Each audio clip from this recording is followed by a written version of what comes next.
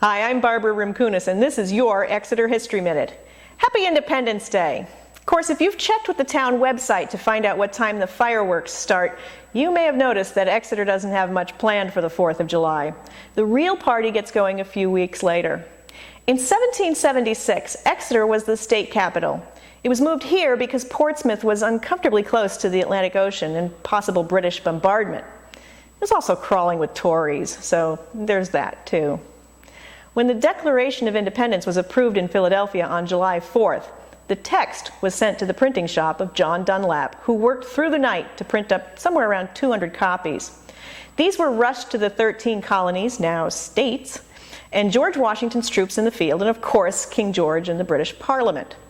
Washington got his copy in New York City on July 9th.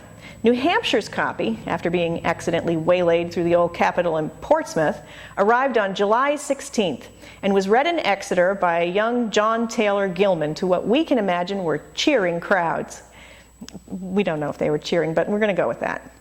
The text was quickly reprinted in Exeter by Robert Louis Fell, who, incidentally, was later arrested for counterfeiting continental money.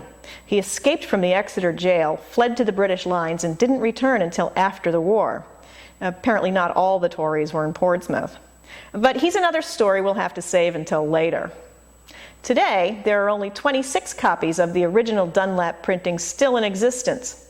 One of them was found in 1985 in the attic of the Ladd-Gilman house in Exeter.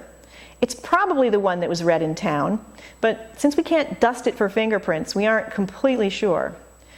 But it's totally the one. But we are sure the Declaration was read on July 16th, and since the 1990s, we've moved our Independence Day celebrations closer to that date. So check with the American Independence Museum, which houses our Dunlap broadside and runs the Independence Festival, for details on this year's celebrations.